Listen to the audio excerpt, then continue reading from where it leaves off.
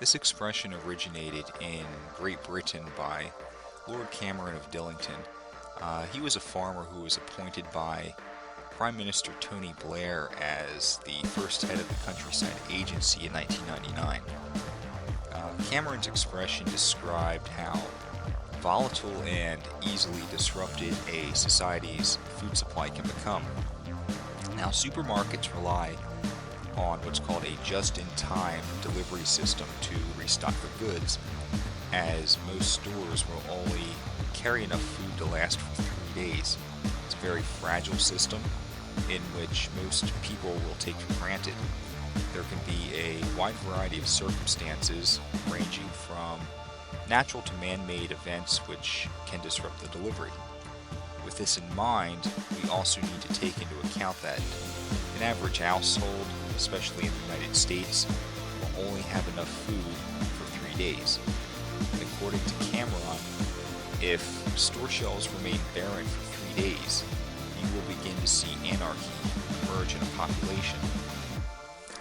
Now, within 3 days of not eating, an individual will have a complete change in their psychological and sociological behavior. A primitive, primal-like behavior will emerge in an individual as their need to feed will begin to overwhelm their ethics, their morals, and lawfulness.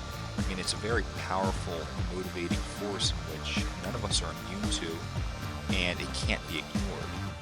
The affected individual, or group of people for that matter, will begin to do whatever it takes to feed themselves.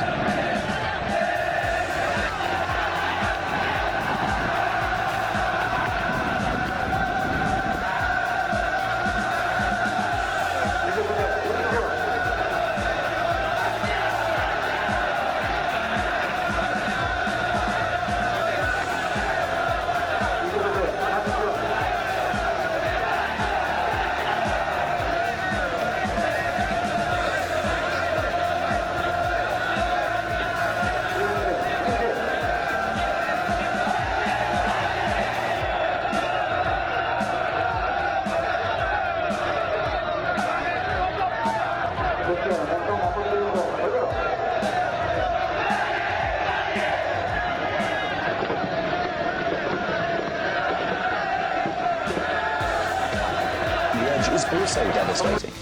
But what we have now is a situation where food prices are really just toppling people into straightforward hunger and famine. I mean, in Haiti, people are eating mud cakes in order to keep hunger pangs at bay. Things are pretty Chinese bad. authorities are investigating thousands of dead fish. US scientists have started an investigation of their own as to why dozens of large whales are washing up dead There's on the nations shore. among nations, all this world is going to go to hell because the crisis won't quit. The people will die of hunger. They will die in increasing numbers. They will kill for food. The structure of society will be destroyed in the fight over food, which is not there. Therefore, either we win in this fight against this evil, or there won't be anything to fight for. It is coming. It's going to come like a tsunami. It's going to hit us like a ton of bricks. There's a lot of people. You've woken up a lot of people, Alex, and thank you for that. But there are a lot of people who just have no clue, no idea. And Demonize those who are self-reliant, portraying survivalists as criminal-like nutcases hiding out in the mountains, wearing camouflage, carrying assault rifles, and planning on overthrowing the government in a violent coup. Now, are there some who are like that? Probably. But the vast majority are your everyday common folk who just want to be secure when facing an uncertain future. Have a family? Be prepared to look your spouse and children in the eyes and tell them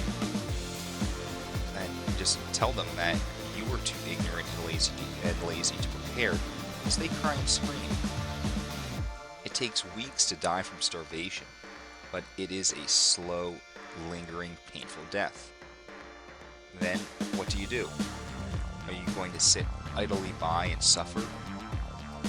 Watch your family suffer? Or are you going to go out and try to obtain food by any means necessary? Because you're going to die otherwise. And I'll tell you right now, you do not want to be one of those people out in the streets having to loot, pillage, and murder to obtain your next meal.